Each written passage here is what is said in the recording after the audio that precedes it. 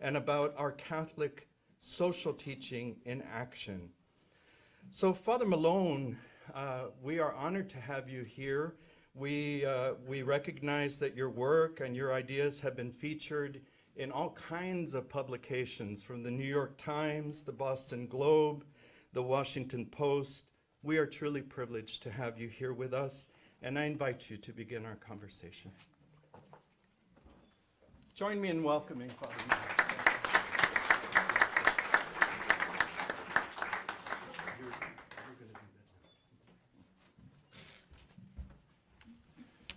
Good morning, my brothers and sisters. It is truly a pleasure to be with you this morning and to share in this conversation about what Dr. Chavez rightly calls a vitally important sign of our time, if not the most important sign of our time. I would like to thank Dr. Chavez for that welcome, and His Excellency and our sister and father for being here with us to join in this conversation. I wanted to read something to you from the founding editorial of America Magazine, which was published on April 17th, 1909. And the editors wrote, "We are more responsible than our non-Catholic fellow citizens for the welfare of thousands of immigrants of our own religion who come to us weekly and for their amalgamation into the national life." That was 1909. And that was written by a group of men, none of whom were born in North America, and who were aware of the fact that the first non-Indigenous language spoken in this country was Spanish, and that it was spoken by Catholics and not Protestants. This issue has been of editorial concern to America since that day, from day one. And just over a year ago, America Media announced that with the support of a private Catholic family foundation, we were launching a new initiative called the Church in America. And in launching this initiative, we are seeking to become a resource for coverage of issues related to Latino and Hispanic Americans.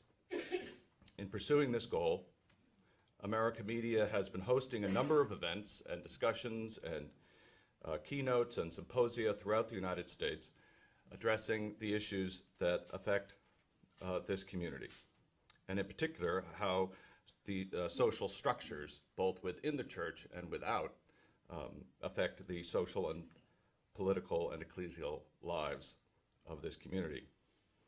This program is in conjunction with our ongoing coverage both in print and digital media, as well as audio and video, and in our newsletter, Convivir, which aggregates our Latino coverage on a weekly basis and is edited by our senior editor, J.D. Long Garcia, who is here with us today, and heads up this editorial initiative.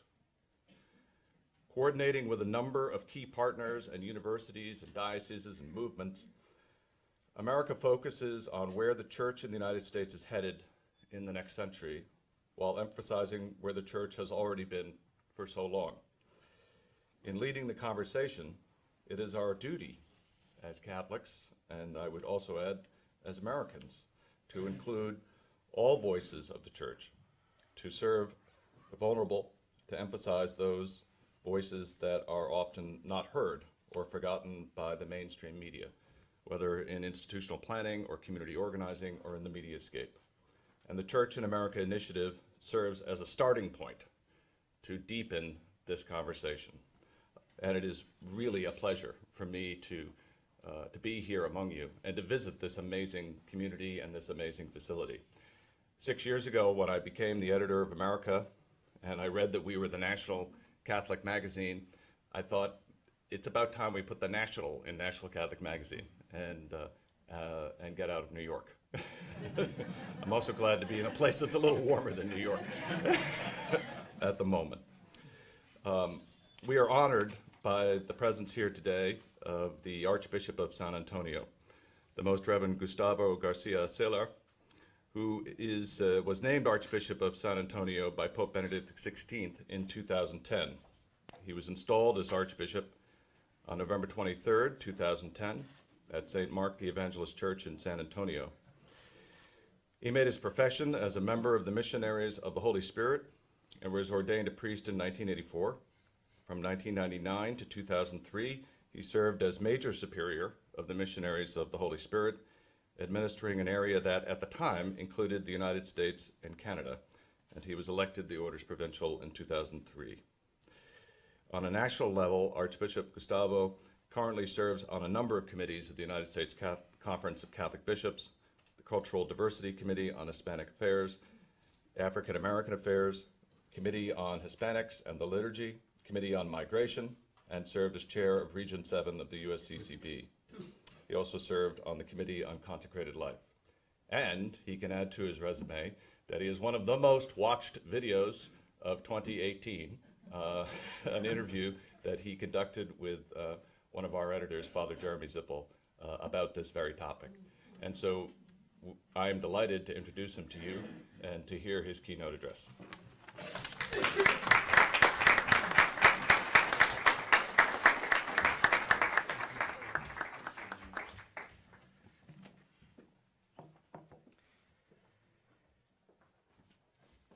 Well, I would like to start this sharing, thanking the Lord and thanking all of you for giving the time to reflect on our brothers and sisters, immigrants and refugees.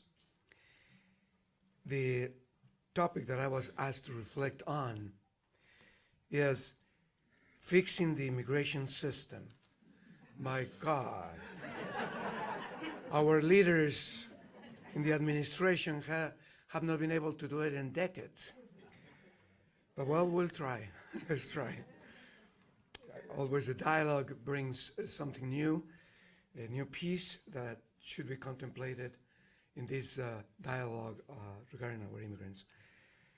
I would like to put a little bit in context this. Last night, the auxiliary bishop from the Archdiocese and I went to celebrate Mass to our migrants and refugees children and young mothers with children. It was a very, very beautiful moment of communion and to be with them as they continue in this camino. For some of us, that camino is towards Christmas, but for them is to find a home. And we are with them. Also, in the context of this reflection, the Pope said few things today. Well, he always says few things, so that is no news. But precisely about what we are talking here today. He says, everyone should, according to his or her specific gifts, fight to protect the fundamental rights of individuals. Each person is therefore called to contribute with courage and determination in the specificity of their role to the respect of the fundamental rights of every person, especially the rights of those who are invisible, of many who are hungry and thirsty, who are naked, sick, or stranger, or imprisoned, who live on the margins of society or are discarded. This need for justice and solidarity has special significance for us Christians because the gospel itself invites us to turn our gaze to the least of our brothers and sisters, to be moved to compassion and to concretely commit ourselves to alleviate their suffering.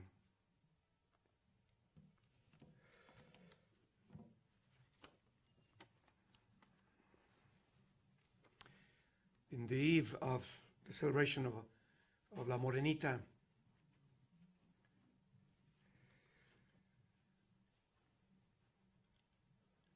seeing the experience yesterday with children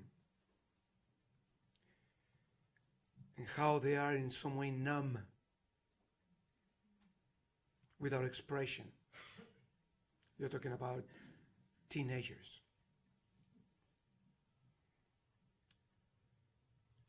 The experience of San Juan Diego. Se inclinó ante la Virgen, oyó su pensamiento y su palabra, sumamente recreadora, muy ennoblecedora, como que atrae y procura amor. Y le dijo: oye, hijo mío, el más desamparado, digno Juan, ¿a dónde vas?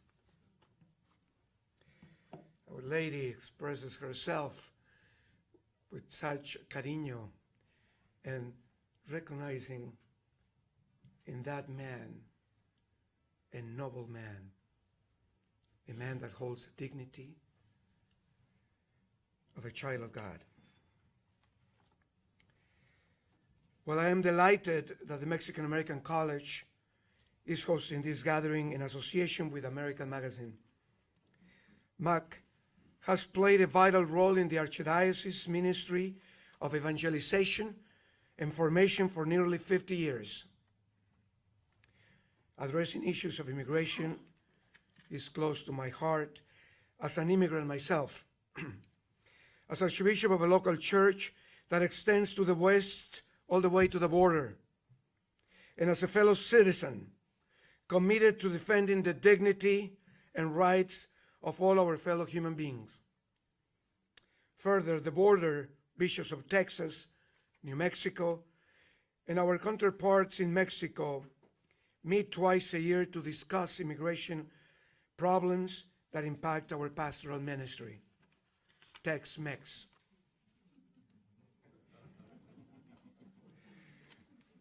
We live in a very difficult time in our country. Some elected officials are using migrants and refugees as scapegoats for the nation's social problems. In doing so, they dehumanize our sisters and brothers, subjecting them to harsh, even cruel, and draconian public policies. We can look no farther than to the border less than 200 miles from here for examples of this, from family detention, separation, and prosecution, to the militarization of border communities.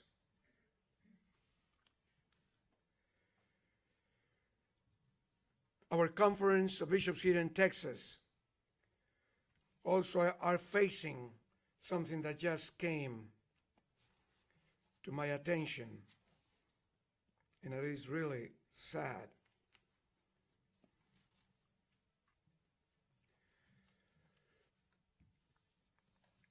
This morning, we, the bishops, submitted the attached comments to support the work that USCCB and CCUSA have done to oppose the proposal public charge rule, under which non-citizens who are in the country legally could still be denied a visa or a green card if they earn less than a comfortable middle-class salary, suffer from a medical condition, or have financial liabilities, among many other disqualifiers.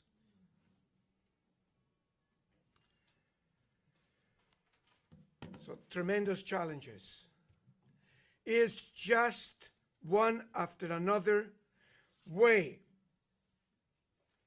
that the people who made decisions for us and for people vulnerable, migrants, find ways to discard, to build an elite of comfort and unjust way to dealing with the issues of our time. Less people involved. This rhetoric and these policies are creating an atmosphere of hate which divide us as nation and sadly as church. It is a time when people of goodwill, those of us here, must stand up for our brothers and sisters who are fleeing violence and threats of death in their home countries. We must continue to defend their dignity and right to seek a better life for themselves and their families. How do we do this? Pope Francis gives us a powerful example. He's constantly going to the margins to welcome the stranger. His first trip as Pope, we know, was to the small island of Lampedusa in the Mediterranean. He could have chosen anywhere in the world for this first trip, but instead chose to go to visit the most vulnerable refugees. He spoke of the globalization of indifference, about the plight of migrants and refugees globally, saying they are not pawns on the chessboard of humanity. At the Mass for Migrants last July, Pope Francis said, before the challenges of contemporary movements of migration, the only reasonable response is one of solidarity and mercy. Like the Holy Father, we also must stand in solidarity with migrants and refugees by accompanying them, sharing the journey with them. We share this journey when we defend them in the public square and ensure that their due process rights are protected. Due process. We do this by creating programs through many organizations like Catholic Charities, Catholic Relief Services, with other Catholic agencies in their home countries to help them to stay there to live in dignity and safety. Caritas has done a tremendous work on the other side of the border, or borders. And we do this through the advancements of comprehensive immigration reform, which could help undocumented immigrants and their families come out of the shadows and become visible contributors to the building up of our nation. In answering to fixing the immigration system, number one,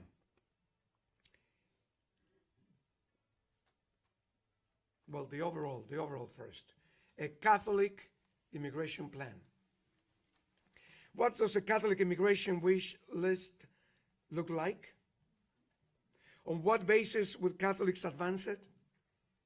Our response is based on Catholic social teaching, which in turn is based on scriptures, the Bible. Allow me to begin with the U.S. and Mexican Bishop's pastoral statement, strangers no longer, together on the journey of hope, released in 2003, which highlights principles from immigration reform based on Catholic social teaching. From this statement and other Catholic sources, including the teachings of Pope Francis, a robust immigration agenda emerges which will reform this system in a fair and humane way.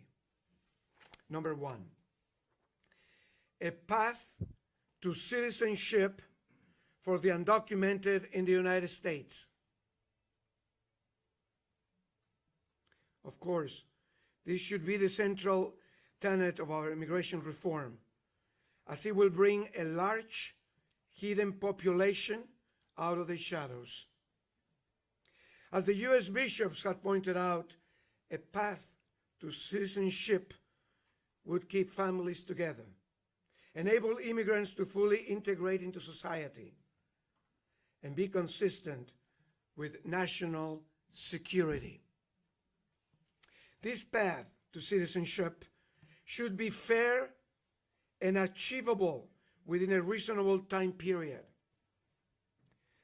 As these broad-based efforts may take time, Congress must move expeditiously to prove legal status to DACA and temporary protected status recipients. While it is obviously the most important aspect of any solution, a path to citizenship would also be the most controversial. But it is critical to reforming the system, and it will ensure that everyone on the right side of the law before the rules change. A majority of the U.S. public supports such a solution, recognizing that the undocumented immigrants can pay their debt and become fully contributing members of our society. Number two, reform of the legal immigration system. Contrary to the current federal administration's view, the Catholic approach to improving the legal immigration system will be to increase its efficiencies and as well as an additional legal avenues for low-skilled workers to migrate legally, not through a dangerous trek in the desert. The first goal will be the elimination of wait times for family reunification permanent visas, green cards, which in some cases can take decades. Removing the cap on green cards for immediate family members of legal permanent residents and placing them in the U.S. citizen category, which has no cap and about a 6 months waiting time, would be a good start. It would also open up slots for other family categories, decreasing wait times overall. Many of you involved in this, you know how time plays a very important role and in favor of destroying, damaging the human person, or building up the families, or destroying families, as I saw yesterday, how many families are separated. They were babies, 1 month old. And if they had been walking for months, that shows clearly how our system is broken and how unjust, unfair, and evil it is. On the labor side, there are only 5,000 green cards in the current system for low-skilled workers, despite the demand for immigrant workers in the service, construction, agriculture, industries. These numbers must be increased. And as a stranger no longer advocates a visa program that protects the rights of immigrant workers and gives them a chance to earn permanent residency, would help fill that void. Presently, the needs of the low-skilled labor market generally are being met by undocumented workers who are sadly vulnerable to abuse and exploitation. We just heard 2 days ago, and was on our papers here in San Antonio, about a woman, well, not woman, a minor, who every day, because our broken system, is abused sexually 15 times, a minor, because of human trafficking. The current administration policies eliminate family categories and replace part of the employment-based system with a point system skewed towards wealthy and highly skilled immigrants. With the nation's workforce aging, baby boomers retiring, and population replacement level at an all-time low, the merit-based approach will leave the U.S. economy with severe workers shortages in the decades ahead.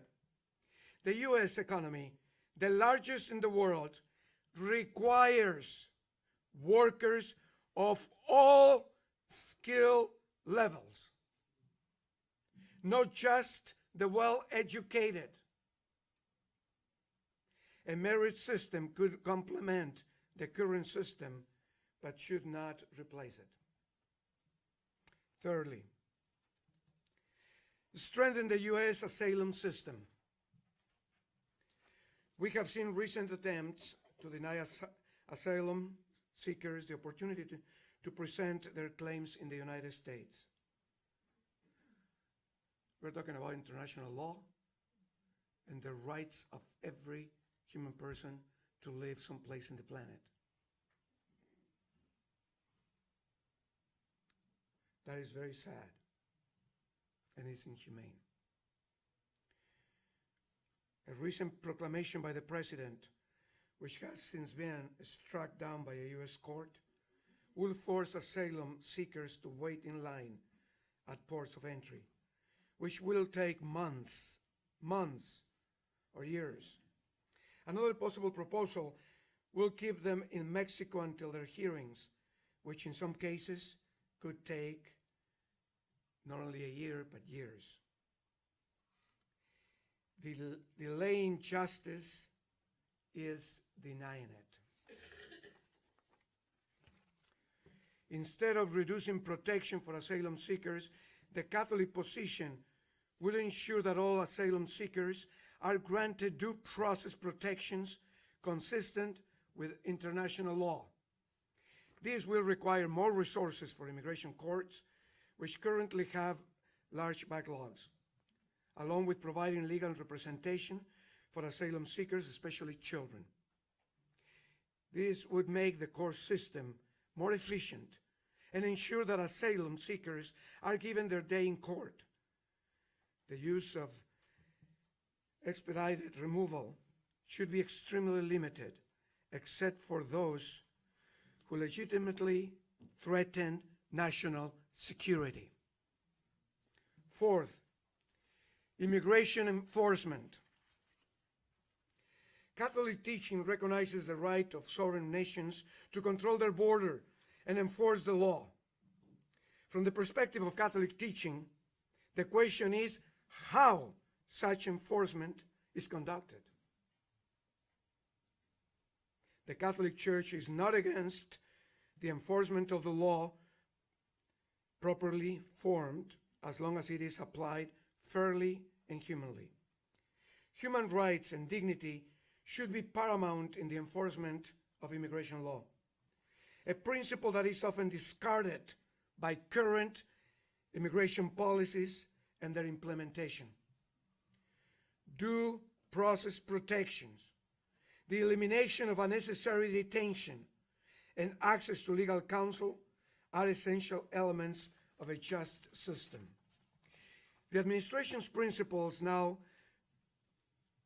focus on increasing resources for the deportation of immigrants, with a demand for 10,000 more enforcement agents, 5,000 additional Border Patrol agents, and additional immigration judges to conduct deportation hearings at the border. Combined with the 2017 Presidential Executive Order, which makes all undocumented immigrants a priority for enforcement, this represents a formula for the mass deportation of immigrants who have lived in the United States for years and even decades, and have equity in their communities. Exactly the same people who would benefit from a path to citizenship. In fact, we have seen a sharp increase in the arrests of non-criminal immigrants in the past 2 years. The Catholic position is, first, to bring those who are not a threat out of the shadows to register with the government, ensure they are not a threat, and place them on a path to citizenship. But making them known to the government, law enforcement could then focus on true criminal threats. Additionally, the policy of mandatory detention must be addressed. What kind of a nation are we if we are locking up women and children who are not a threat? Here in the Archdiocese are two of the biggest family detention centers in Cairns City and Delhi. Instead of keeping families in these centers, we should insist on alternatives to detention, in which groups such as Catholic Charities and other initiatives can provide case management to families and help them to prepare for their asylum hearings. This is more humane and, yes, much less costly, and goes more along with the gospel. Fifth, lastly, border security and the need to address root causes of flight. The President's focus on the construction of several billion-dollar wall across the 2,000-mile southern border, again, has focused attention on border security, despite the fact that border apprehensions are at an all-time low.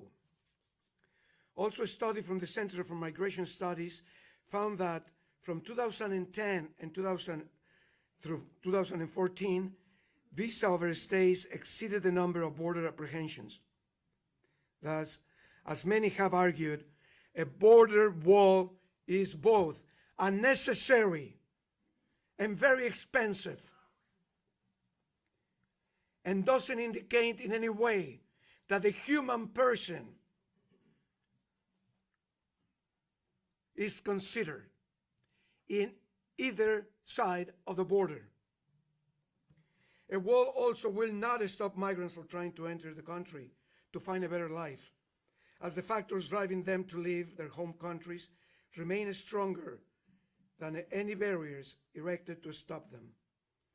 As such, the Church's response to a border wall, simply put, always has been to address the push factors driving people to take dangerous journeys to reach the United States. By our addressing endemic poverty and violence in the sending countries, people could and will remain at home to support their families in peace and security.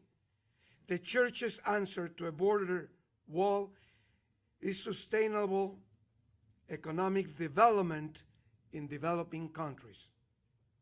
Since this is a long-term solution, which will require global cooperation and commitment, it is not considered politically realistic by many in Washington. Nevertheless, it is possible. As the Mexican economy has improved, for example, the number of workers from Mexico crossing the border, according to a CMS study, has decreased by 11% over the past 5 years. So as a conclusion, moving forward, the task for Catholic advocates is to make their voices heard in a way that creates political leverage for an agreement that provides a fair path to citizenship for the undocumented and reforms other aspects of our immigration system in a humane manner. This, of course, will not be easy, but it must remain focused on this vision. The Catholic community should not shirk from the principles included in Strangers No Longer, which outline just and humane reforms to the system, regardless of the political climate. However, as always, we must live our faith in solidarity with the migrant and refugee, who is only trying to survive and possesses gifts to share with us. We must also speak out against all forms of xenophobia and discrimination, both in the public square and with our neighbors. The U.S. Bishop's recent statement on racism strongly opposes xenophobic attitudes and harsh rhetoric concerning migrants. Racism is not only a sin, it is evil.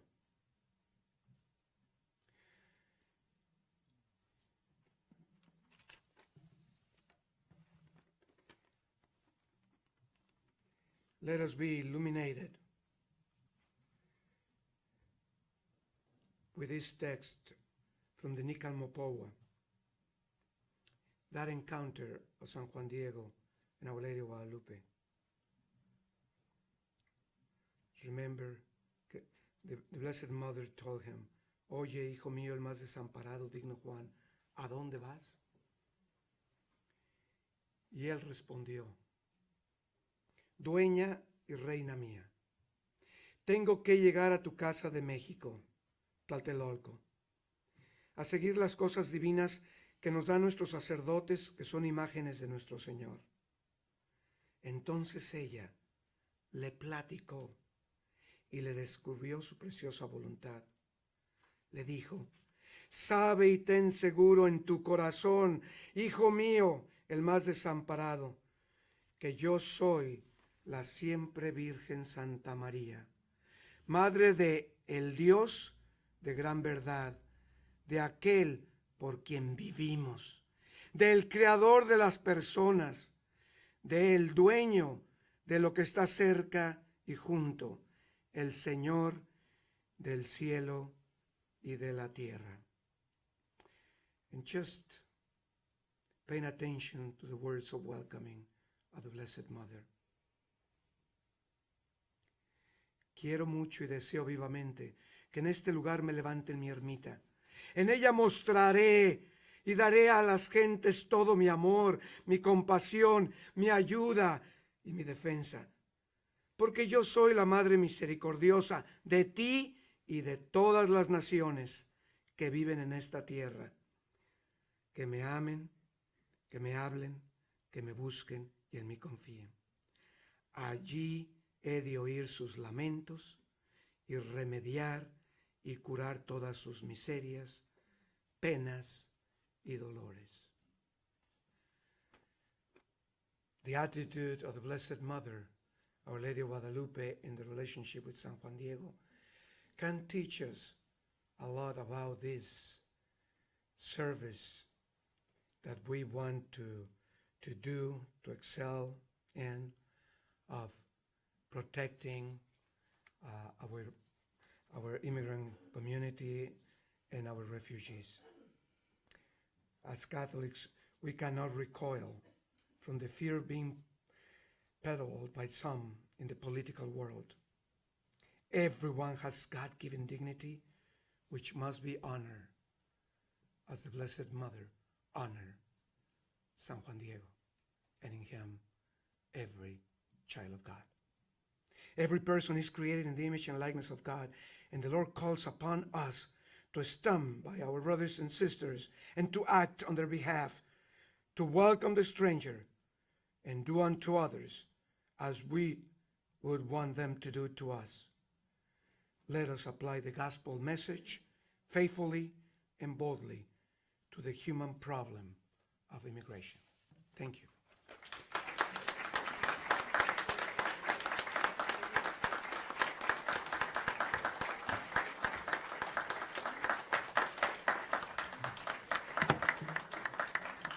Thank you, Archbishop.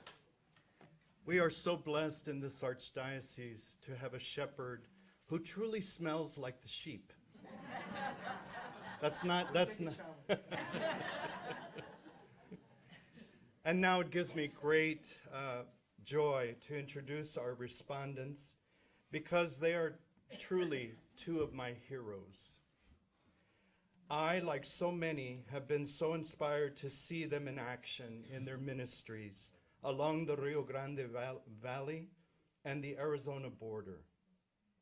When the daily news blares out about caravans and tear gas and asylum seekers turned away, I so often feel overwhelmed and honestly close to despair.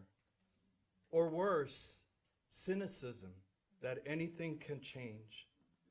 But when I remember our sister Norma and Father Sean and recall their simple yet powerful ministries of welcoming Jesus in our migrant sisters and brothers with so much love, my hope is strengthened. and I am challenged to continue the journey and to do what I can do, however simple and small that may be. So I'd like to introduce both of our respondents, beginning with Father Sean, but we will begin with Sister Norma as a respondent.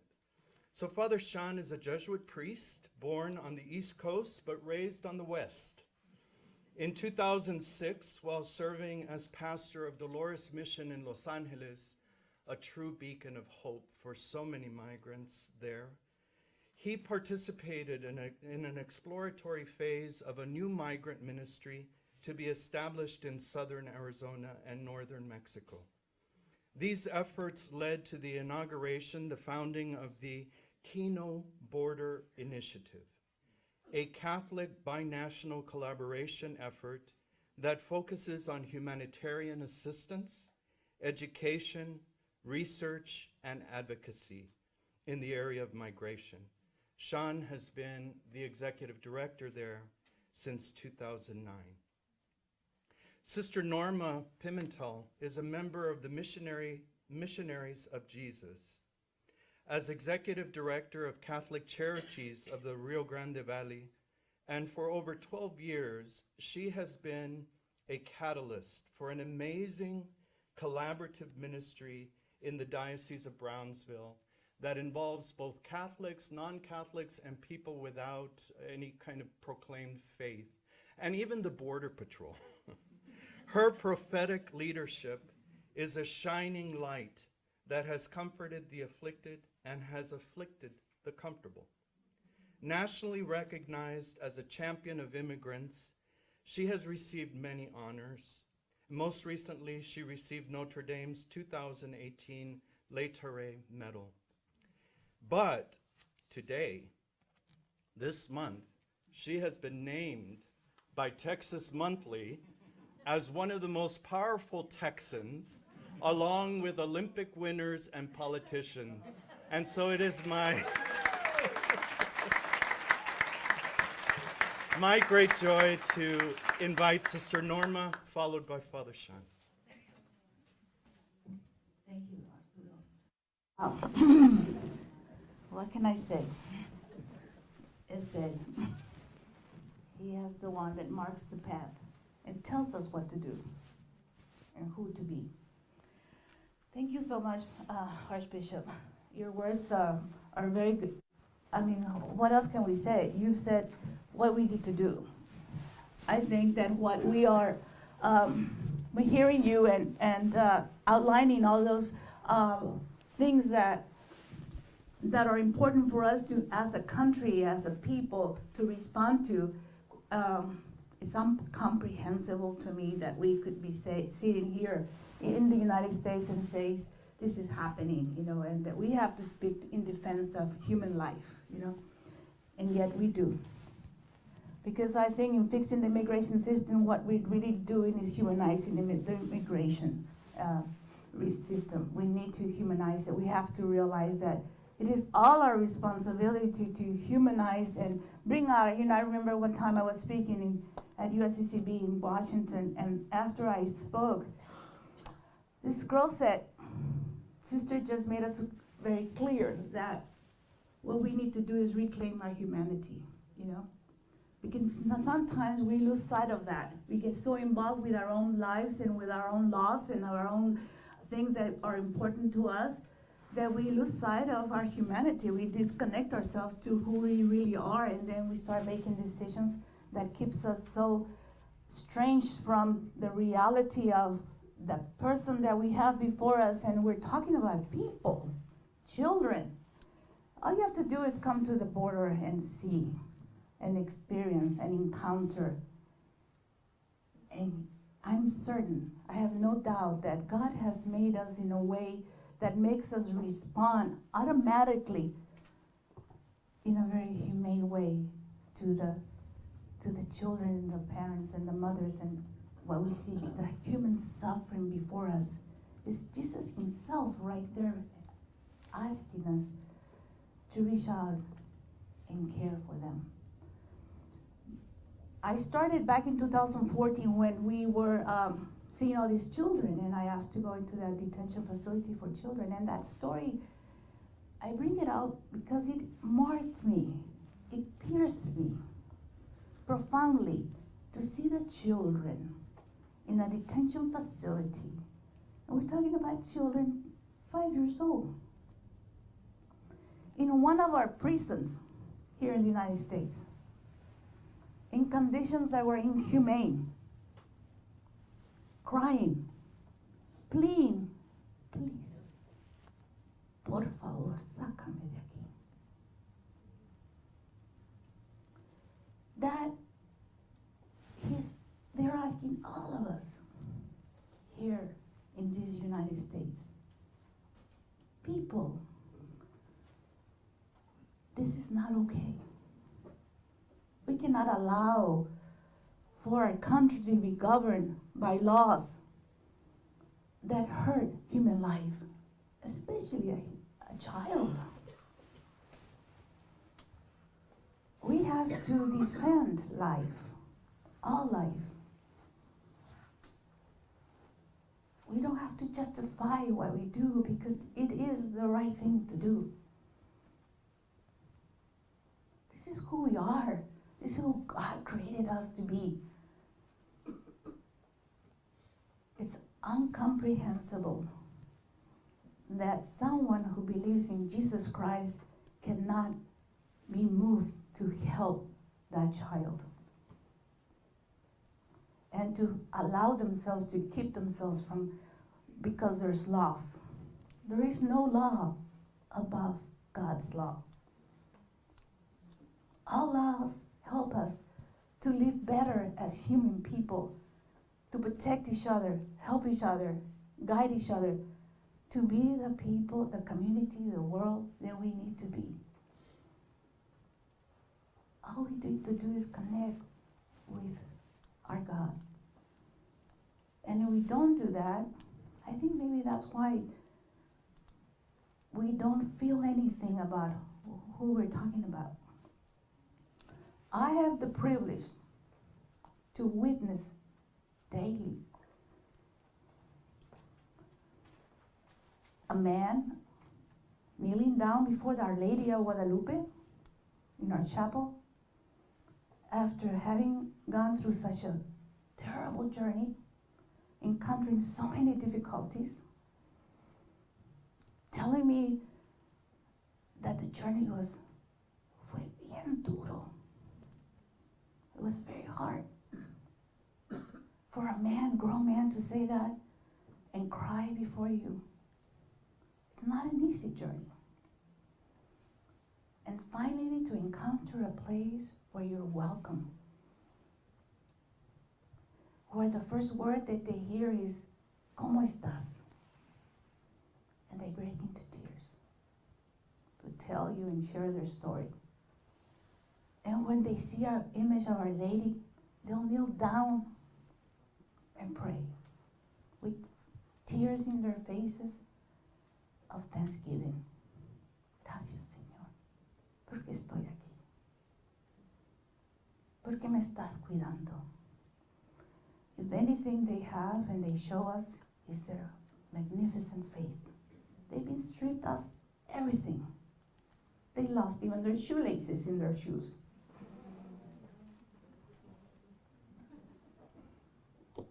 But they have their faith. I ask many times, why?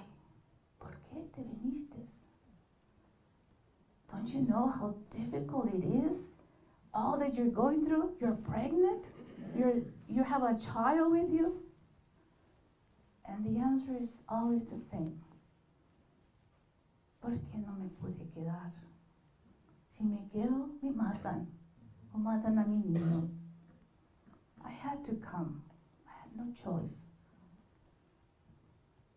I had to risk and hope that maybe where I'm going, I will find somebody who will welcome me, protect me. That's who we are as Catholics, as Christians, as people of goodwill. Being able to respond to that person before us who needs us, who's asking, please, por favor, ayúdame. Who can say no to that? We all will. I remember once I was interviewed by a radio station back in the Valley, and this person, it was a talk show, and they were asking questions. And this man calls and he says, "Sister, I'm not going to be Catholic anymore because of what you're doing." They said, "Well, I don't know what you're going to be because every single other religion is here as well with me, you know?"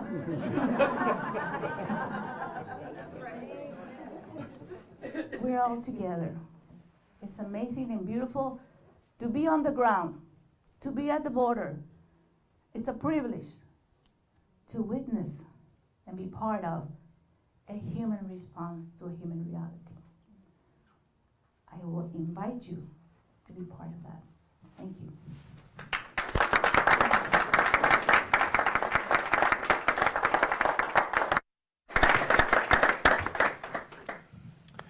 Well, it's a great honor to be here, and as Arturo mentioned, it's my second time here at MOC, and what an honor to be with Archbishop Garcia-Siller and with and Sister Norma in this wonderful event, and really reflecting on this very important and critical issue for us. I think the Archbishop has presented powerfully a Catholic immigration plan for the United States. And he's really talked about, well, these root causes, which are points that we really try to emphasize at the Kino Border Initiative on the border. There's really a lack of awareness of these root causes, and I don't think we can talk about them enough. And so I'm very grateful to the Archbishop for really mentioning and emphasizing these root causes of why people migrate: economic need, family separation, generalized violence, and really promoting policies such as a path to citizenship for undocumented persons, visa reform, and the protection of human rights. He's also highlighted the toxic political climate, which has made migrants vulnerable to racism and xenophobia, and all in violation of their God-given human dignity. A recent study that we had a privilege to be a part of really confirms what's at stake here and really confirms the harm being done to immigrant families. This report was published in collaboration with the Center for Migration Studies in New York, along with the Jesuit Conference of Canada and the US. It's called Communities in Crisis: Interior Removals and Their Human Consequences. And the study highlights the harm done to migrant individuals and families, and really due to our current immigration system, particularly in the areas of detention and deportation. During this research, we met people like Cristina, the mother of 5 children living here in the United States, children from the ages of 16 to 8. Whose husband was awaiting deportation after arrest at an immigration checkpoint. She talks about how her children feel like her husband abandoned them. This is something that I hear regularly on the border as well, as our shelter for women and children. Moms sitting there in Nogales, Sonora, and one of the most painful things for them is that inability to be with their children, and their children asking them, "Mom, why aren't you here? Why aren't you with me?" Or even not believing that she can't be with them, like she's intentionally abandoned them. But this is the experience that she talks about, how her children feel like their father abandoned them. And then how she struggles to clean houses, earning $25 to $30 a day, and trying to support her family with such a low wage. Her story really supports the findings reflected in the data that we gathered. 74% reporting that their families did not have enough financial resources to support their children, while 63% of the families did not even have enough to live on. Along with the points that the Archbishop has made, I'd like to highlight 3 additional points that I think are really pertinent to his remarks regarding a Catholic immigration plan. One is this whole question of how to integrate immigrants into U.S. society. Really for decades, and I'm sure, and this is something I've studied, in our theological centers at Mock and at places all over the United States, how the Catholic Church has served as a powerful instrument for immigrant integration by providing a sense of community, providing a sense of family, providing an education to many young immigrants, empowering them to grow up as successful citizens in this country, really in every sense of the word. Don Kerwin, the director of the Center for Migration Studies in New York, has highlighted important principles for integrating immigrants more fully into U.S. society, such as respect for principles like freedom and equality, the ability to work and provide for one's family, and so contribute to the U.S. economy, and to cherish the values that migrants bring, not only their work ethic, but also their deep religiosity and their love of family. A traditional definition of integration emphasizes how it works both ways, that the immigrant has rights, but has also responsibilities in becoming a full member of society. In an anti-immigrant context, which the Archbishop highlighted so well, our nation faces the key question of how to integrate immigrants more fully into our society in a mutually enriching way and in a way that respects their human dignity. The Church can play a powerful role in this process through its pastoral, educational, and social service programs so that immigrants may integrate fully while their original culture is respected and valued. Sister Norma's work is just a great example of that. Migrants are released. She talked about the man who came after that journey, just those words of welcome. It's like the first portal, it's like the first door, the entrance into the U.S.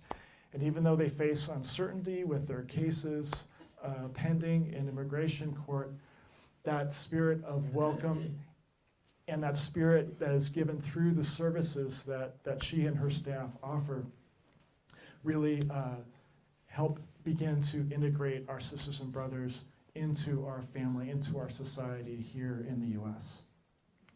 At the same time, while economic need, family separation, deep-seated violence are root causes of migration, increasingly climate change and environmental instability are driving people around the world, and particularly in Central America, to leave their homes in order to survive.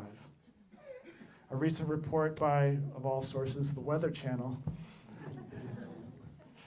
indicates that the dry corridor of Central America, which encompasses El Salvador, Guatemala, and Honduras, has 1 million subsistence farmers and 1.6 million people who are food insecure. It is a region plagued by inconsistent rain, droughts, and low crop yields, which has caused more subsistent farmers to leave their land and to migrate north. An article last week in the Texas Observer explains how the children who arrived at the U.S.-Mexico border in 2014 migrated in the midst of a drought afflicting the Northern Triangle, afflicting the dry corridor. In his encyclical Laudato Si, Pope Francis highlights the lack of recognition of environmental refugees as refugees and their lack of legal protections, while he advocates for the fuller development of renewable sources of energy, which would not only have a positive impact on the environment, but also on the lives of many poor people who rely on the land for their very survival. By countering the harmful effects of climate change, people may be able to have a dignified way of life on the land, which would address an increasingly powerful push factor for migration. Finally, while U.S. immigration reform, just and humane reform, is sorely needed, it must be complemented with a coordinated effort both regionally and in a broader international context, to address the various issues related to immigration. The United Nations has been engaged in a multi-year process to pass a global compact on migration, to facilitate collaboration among nations on making possible a safe, orderly, and regular migration. As we speak, representatives of the nations involved in passing the global compact are meeting in Morocco. And hopefully we'll pass that compact so that it becomes an agreement that countries can follow in terms of trying to coordinate their efforts to respond to this reality in a just and humane way. With broad principles on issues such as push factors for migration, respect for human rights, and a response to the phenomenon of undocumented migration. The compact hopes to make it possible for nations in particular areas of the world to agree on and implement solutions that respond to the specific needs of their respective regions. In this scenario, the United States, Mexico, and the countries of Central America's Northern Triangle could collaborate on reforms that address issues such as economic development and gang violence. The church in the end can serve as a powerful and transformative leaven to promote just and humane immigration reform in the U.S., with an emphasis on respect for human dignity as the center of any immigration reform proposal. As Pope Francis powerfully said during his homily in Ciudad Juarez almost 3 years ago, this human tragedy that represents forced migration today is a global phenomenon. This crisis, which can be measured with statistics, we want to measure with names, stories, families. If we take his words to heart and focus on the names, the stories, and the families, then this will impact the immigration policies we pass and the ways we treat our sister and brother migrants, both individually and as a nation. A lot is at stake for us. For as Cardinal Luis Antonio Tagle, the Archbishop of Manila and the president of Caritas Internationalis, said in his recent Advent message, it is how we live out our journeys. Is how we live out our journeys and how we treat the people we meet that has the potential to transform our world. Thank you.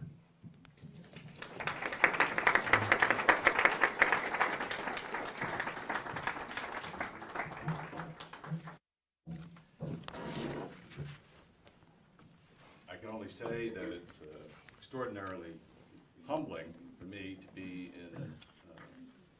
in your company and to hear these three great prophetic voices. Thank you.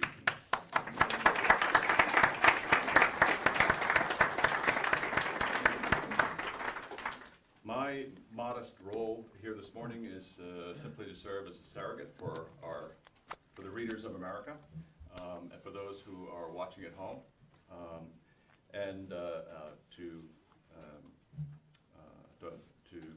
act as host for our conversation, and we will provide an opportunity after we've had some moderated conversation at the beginning to take some questions or comments from you. I was struck when you were speaking, Archbishop, by how many of the elements of reform that you were talking about were a part of the reform that we brought about in this country in the 1980s, which was a bipartisan reform. It was Democrats and Republicans coming together, Speaker O'Neill and President Reagan, and voices like Father Hesburgh from Notre Dame. That seems almost unimaginable today, given the polarization that we have in this country. So in order to change the policy, it seems like we have to, on some level, first change hearts. And I wanted to ask first you, Archbishop, but actually all three of you, How do we do that? How do we go about changing hearts? Now, I don't mean the folks who are actively xenophobic or hateful, but probably the majority of people who are ignorant or confused or not thinking about the issue or scared. Have you encountered people who had a different view on this issue, and then through your encounter with them, they have changed their minds? And if so, or their hearts, how does that happen?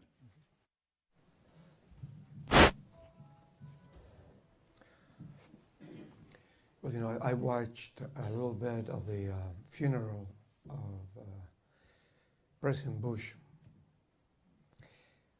and seeing what happened there, it was such a contrast of what we experience daily in the last few years.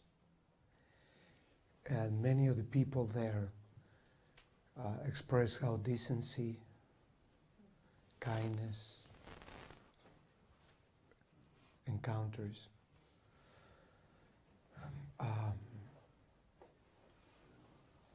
But it's a conversion. It's a call to conversion. And as you mentioned, it's at the level of the heart. And sometimes it's not the ideas, you know, I mean, the ideas could be placed clearly in documents or in a phrase or in a paragraph that ignites the mind, but kind of lack what needs to take place also at the level of the heart. And Sister Norma was saying, and that was my experience yesterday, you know, there were 140 children in all ages, and mothers with the babies, and some even they were not there because they were born in the last month.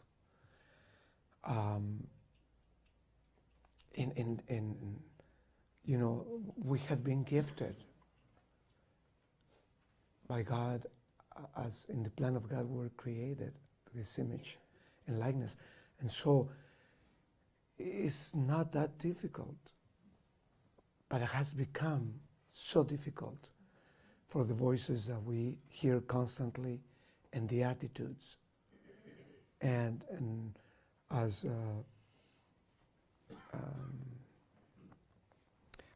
Dr. Arturo was saying, sometimes it's almost you are at the point of to experience this, to be desperation. You know, I mean, to feel like so much and so inhumane that can paralyze us. And so, how we need to continue connecting with the heart, with the real people, to not let that paralyzation take place in us as we continue, and it's one at a time or group at a time, you know. And as I mentioned about Our Lady of Guadalupe, I have been learning a lot about how to relate to immigrants through that encounter. And other people can pick it up. If we are consistent and we are boldly, but also if we relate with decency, with kindness, maybe something else will happen. And we have hope that it will. I agree also, Archbishop, about paralysis. There's a fear, a force that is pushing in our environment, in our society, that brings out this fear that paralyzes us. And that makes us so distant from reality and not experience human life for what it is, you know. And so when we break away from that, like as if it was a bubble that we pop it, you know, we're able to then allow ourselves to experience, to encounter, to be present, you know. I would like to share, I shared this before, but it's an experience that I had of somebody who came to, back in the 80s, we had Casa Oscar Romero for many years, and Juliana Garcia and myself oversaw that shelter in the 80s for Nicaragua and Central America. We had similar to what was happening then. And I had to buy a Xerox machine, and because we were filing silent papers there, thousands of them. Every single person that could read just filled them out, and believe me, a lot of people got their asylum after we helped them, so many of them. But I needed a Xerox machine, and this lady comes over, and she actually tells me up front, I'm gonna sell you my Xerox machine because I'm a businesswoman. But I don't believe in what you're doing, Sister Norma. I'm 100% against you helping these illegal aliens, you know? And I said, thank you for letting me know. You know, let me show you what I do and why. And I took her around, and I introduced her to the families, to the children, and explained to them why they were there. When she saw, she had the encounter with them. She comes back and tells me, Sister, I'm 100% in favor of what you're doing. 100%. That evening, her husband calls and tells me, Sister, I don't know what you did to my wife, but she came home tonight and she told me, if Sister ever calls you, you make sure you do whatever she tells you. You know, that's how we change. When we allow others to see, to experience, to have that encounter. Because it's not up to us. God has a marvelous way of reaching out to the heart of each and every one of us and make us change our heart if we're not in the right place. So really, my answer would be along the lines of what Sister Norma said. I'm recalling a visit we had from a student immersion group. We host a lot of groups of people, especially students who are interested in this experience of direct service, dialogue, and reflection on the border. And frequently, students, when they return to their hometowns and to their schools, they'll write a letter of evaluation to the Jesuit who works in these on these immersion experiences. And so I had the opportunity to read one of these letters, and this student wrote, Dear Father, I didn't want to come to the border, you know, and because I thought you all were going to impose your views on me. But then he goes on and he really talks about the experience that he had. He said, you know, I went to your Comodoro, I went to your center in Nogales, Sonora. I met with migrants there. I walked in the desert. I saw backpacks lying there. I realized that the people I met in the Comodoro, that these belonged to them or people like them. I saw them convicted in court in Operation Streamline, convicted of a criminal offense for what is a civil offense. And so he really talks about his transformation. You know, I went home different. And I went home wanting to make a difference. I went home wanting to volunteer in some way. And so really what happened, I think, is what Sister has described, that experience of encounter. When groups come, we tell them we're going to humanize the issue and we're going to complicate it for you. And that's really what happens, because they have that direct contact, their hearts are open, and they realize both at a head and a heart level just the complexity of this issue. Pope Francis, with Caritas and this whole campaign of sharing the journey, if you go to their website, one of the things that you see are these photos of immigrants, and if you click on a photo, it will tell you their story. And so really it's another way of trying to facilitate that direct encounter. And so I think what's incumbent upon us as a church, and really as a society, is really trying to find creative ways to facilitate that encounter. Not everyone can come to the border, but there are immigrants all over the US and the churches everywhere.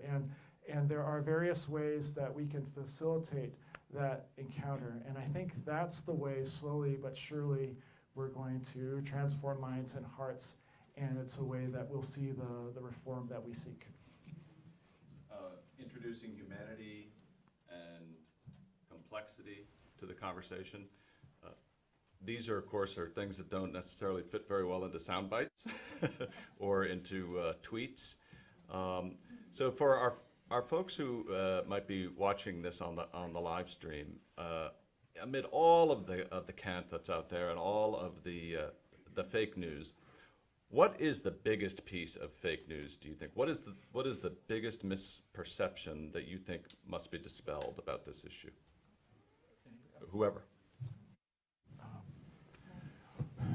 Well, I think it's the dehumanization of migrants. You know, that like migrants when they come to us, one of the things, and I'm sure Sister Norma hears this a lot too, is just that, you know, I'm not a criminal. You know, I'm not a bad person. You know,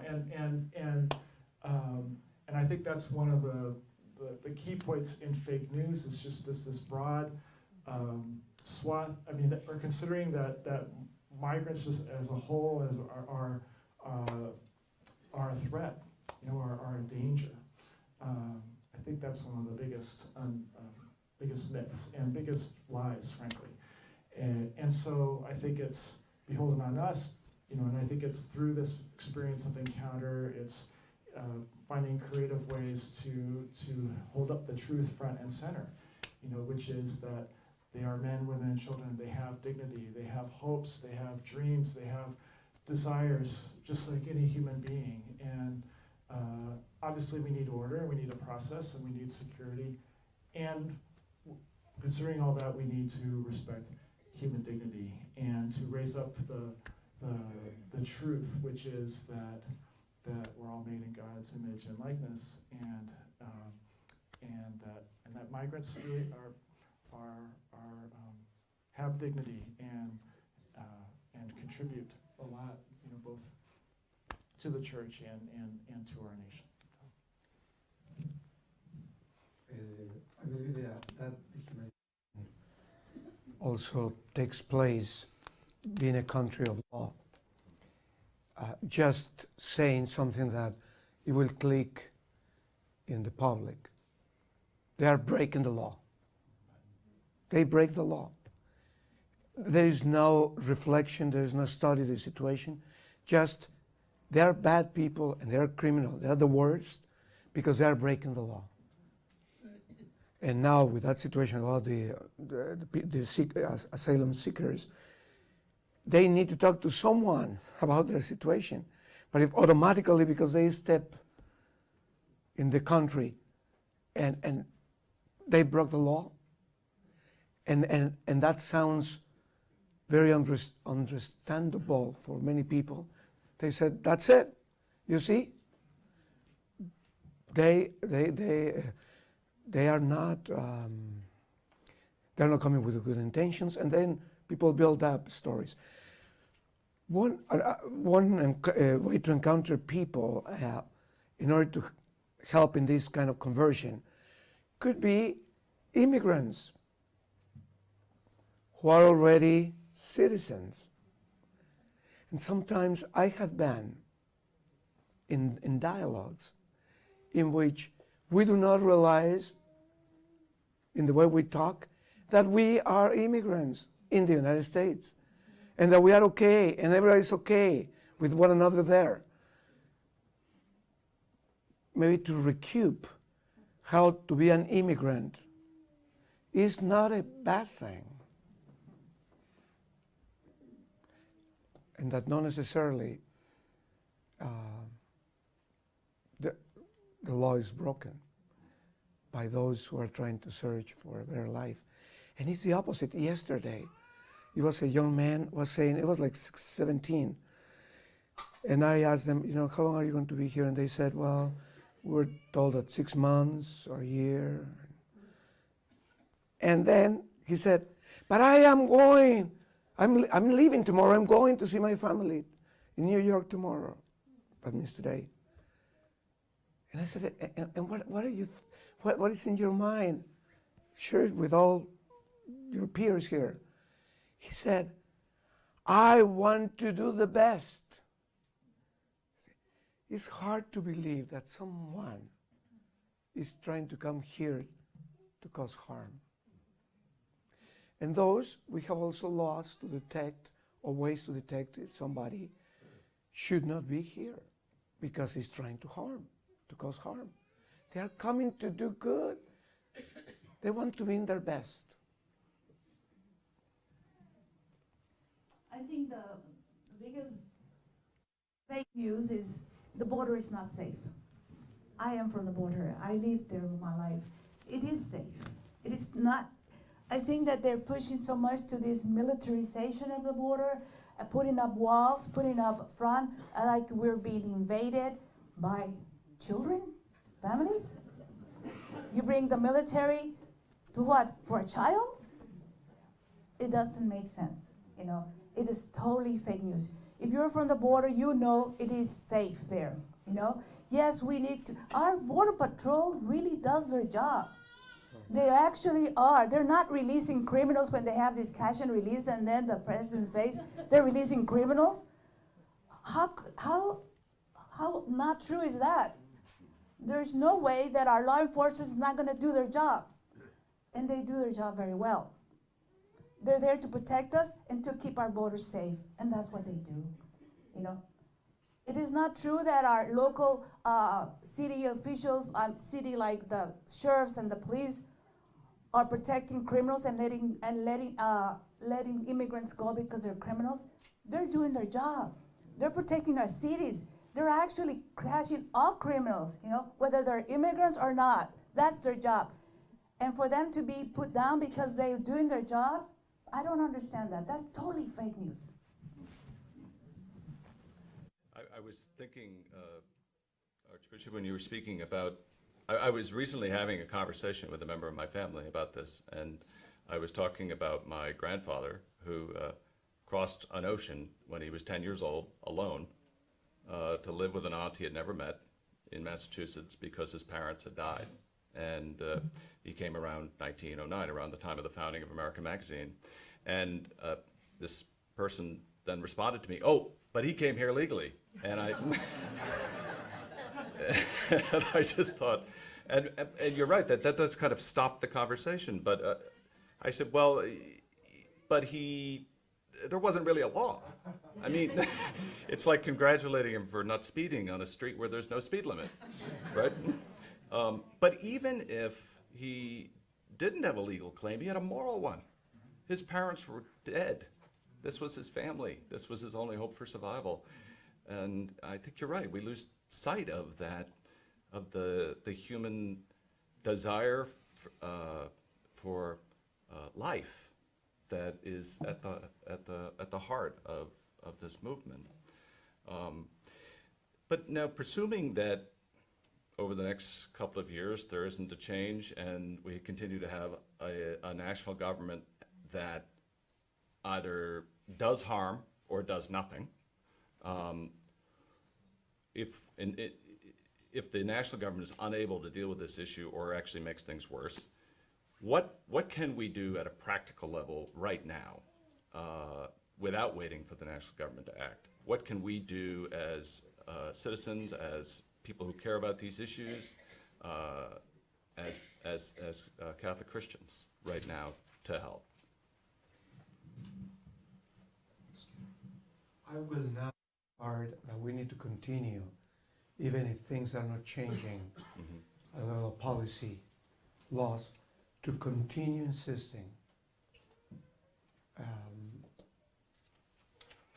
knowing that even now, many groups and people of goodwill are doing little things here and there, or a lot of things, but to continue pressing that a reform is needed. I think there is more in Congress. People, they understand that something needs to be done. It's just that the context today is not favorable. But there are people who can think we need to resolve this. I mean, the fact that it's at the heart of the campaign at the present time, or that is saying that this is important, and because of course, as we said, it lives. But we need to continue as leaders, as you added, with conscience and moral conscience, to do all what we can to welcome them. And you know, I remember when I came here to San Antonio, well, when I came to the United States, I was welcomed not only once,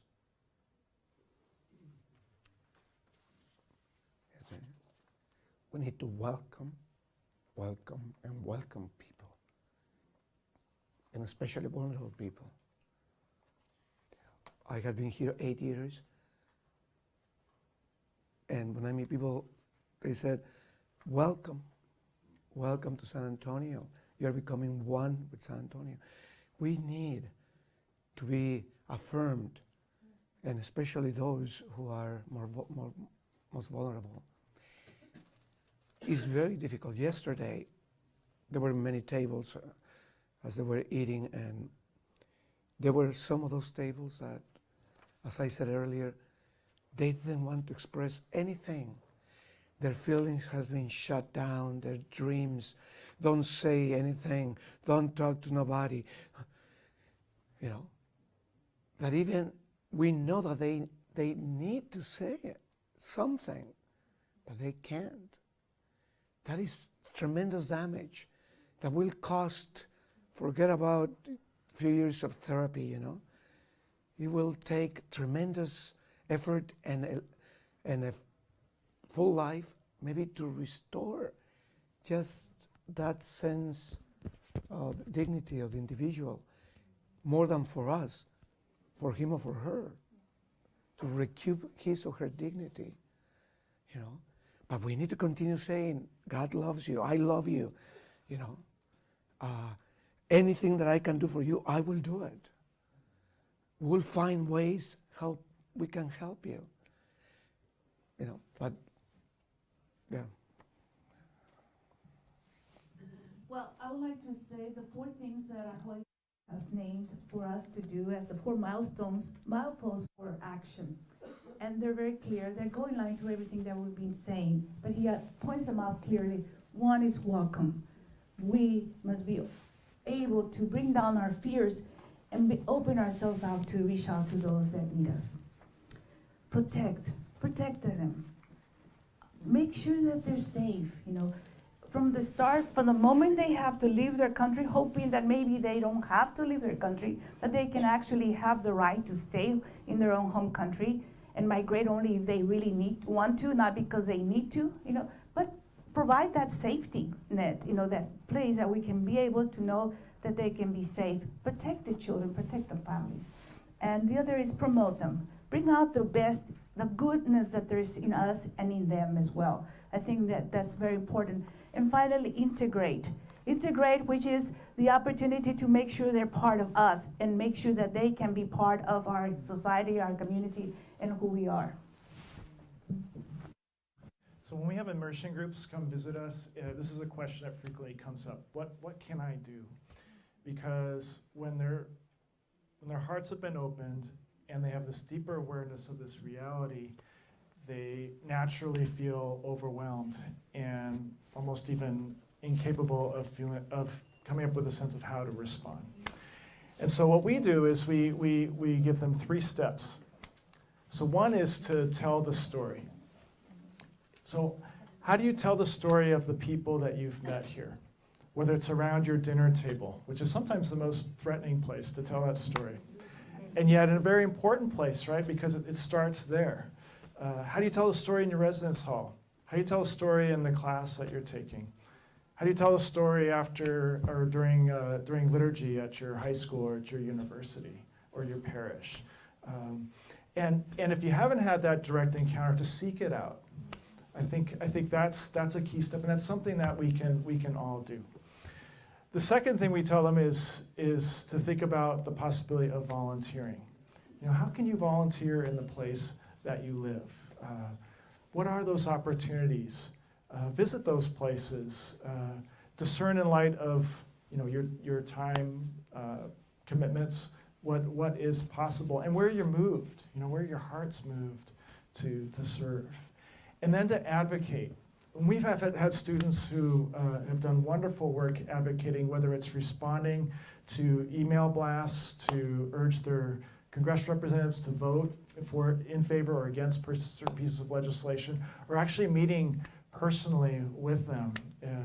Last year, we, at the Kino Board Initiative, collaborated with the Jesuit parish in Phoenix, St. Francis Xavier and Brophy College Preparatory, our high school there, really focusing on DACA, on this, because at that time we were trying to really work for a legislative solution to DACA. And so there were days of prayer, there were phone calls made urging our congressional representatives to take this issue seriously, to vote in favor of DACA.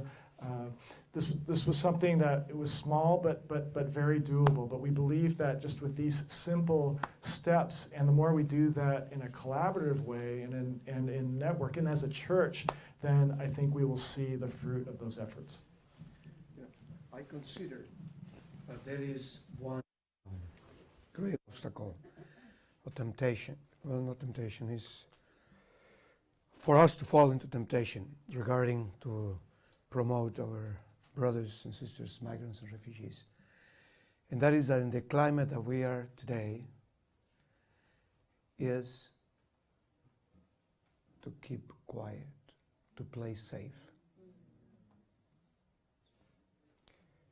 So there are homes, environments, meetings in which it's almost prohibited to say the word migrant, immigrant, refugee. How to be agents, to know how to do it with kindness, prudence, and with the truth. But to have that there, you know, and then will be encounter, dialogue, and prayer. Because if we're talking about the conversion that we need, or people need, it has to be prayer at the heart of the whole thing, the whole discussion. Because even us who are involved in all this, we need to change. And prayer, you know, prayer is the vehicle to recognize what is happening, which are my feelings, what is the mission, what is the vision, what are the gospel values, etc. But at that level, otherwise, we need social workers. But this movement of liberation will need more than that. It needs grace. Yeah. And it seems to me that that it's that fear that gets in the way of us having those conversations, isn't it? Like, that wasn't a particularly pleasant conversation that I had, or people seem to now be in the business of avoiding anything that has to do with politics in their conversations with people, but it's important to bear witness to it. So I guess one question that I would have, and then we'll open it up for folks here, is what is the USCCB is led on this, has been a very strong voice. There have been many bishops like yourself who have been a very strong voice on this issue, and then folks like Sister and Father. But what is the role of the pulpit in this? You know, in the context of prayer, in the context of liturgy. You know, a lot of folks say, I don't want to hear about these things from the pulpit, right? But it's important to talk about there, isn't it? Yes, that goes along with it. We have to proclaim and not to fall in temptation of being quiet, ourselves to be robed, or to be part of the crime. Because the bottom line is that people are suffering. So we have to say it. Now we have to think about it, and maybe in collaboration to come up with points. You know, this setting is more academic and is more people who are already involved in ministry doing something for the immigrants. The homilies are very short, have to be very well crafted. But to stop saying it, we are participating in the crime. I'm sorry, we're out of time. Real quick. Yes. Real quick. She's the most powerful. Yes. You know, I just want to say one thing. I want to remember our late Bishop John Fitzpatrick. Those that know him know that he was a bishop ahead of his times. And he spoke in defense of the immigrants, even though he lost more than 50% of the support in his diocese. And he steadfast ahead. So, not be afraid to speak. Go ahead. So I would just say two things. So one is, I think from the pulpit, it's helpful, and this is what I try to do, is to talk about the migrants that we serve as part of the message of the homily. Why? Because again, it highlights their human experience, their humanity. It helps them, at least hopefully in that way, come into contact with the people in the congregation, and that their story really inform how people grapple with the gospel. The other thing, just real briefly, I'll say is that when I had just started at KBI, I was at a local parish in southern Arizona preaching on the gospel of the Good Samaritan from Luke. And I talked about how the person in the ditch among them was the undocumented migrant. And this woman in the back of the church stood up and started to yell at me. And there was this audible gasp in the church. And so she and I start to dialogue. Dialogical homily, not the one I had imagined. But something extraordinary happened because she was saying, well, they're illegals, they break in the law. But after that, because people were so struck by and maybe even traumatized by what had happened, there were all these kind of conversations around the church talking about what had happened and really grappling with this message. In fact, one woman came up to me afterwards and said, Father, thank you for reminding us of who we are. And so even that resistance, it's not always a bad thing because it can open up ourselves to grappling with this reality, and I think come to deeper truths. And so we obviously have to pick our moments and the ways that we do that, but I think when we do speak the truth in that way, though it can be hard and challenging, it can open us to deeper reflection and hopefully engaged action on this important issue. Would you join me in thanking Father Malone and our wonderful panel?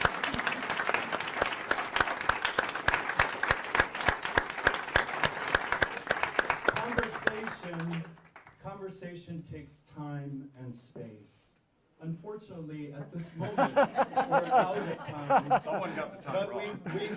we hope, though, that you join us for liturgy, which we will be going to next, and to lunch. We have a wonderful lunch planned for you, where we can have good food and good conversation.